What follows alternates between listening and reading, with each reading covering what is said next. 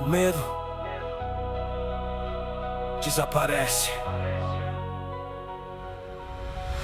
quando a determinação é maior que qualquer obstáculo. A verdadeira força nasce do silêncio. Vi tudo desaparecer diante dos meus olhos. Aprendi cedo demais que promessas não salvam ninguém. Enquanto o mundo procurava heróis, eu encontrei disciplina. Cada derrota construiu a muralha da minha alma.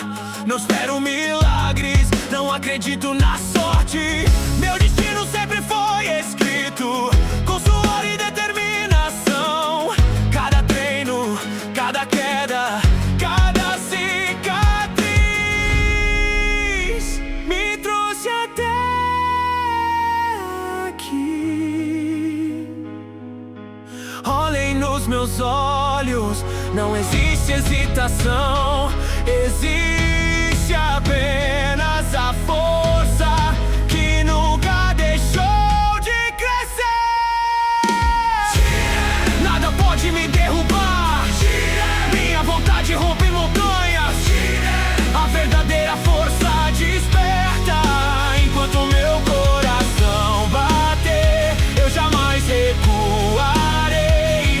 Vocês lutam por esperança, eu luto por convicção.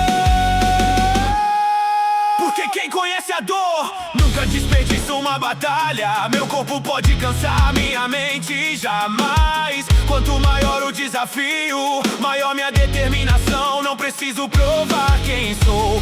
Os resultados falam por mim. A verdadeira grandeza não faz barulho, ela simplesmente permanece. O poder sem controle é apenas destruição. Mas a disciplina transforma qualquer guerreiro em uma lenda.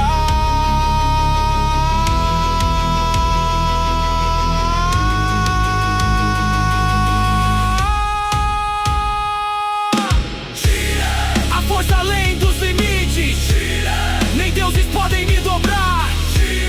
Minha determinação é eterna. Enquanto existir um desafio, eu continuarei. Força, disciplina, convicção.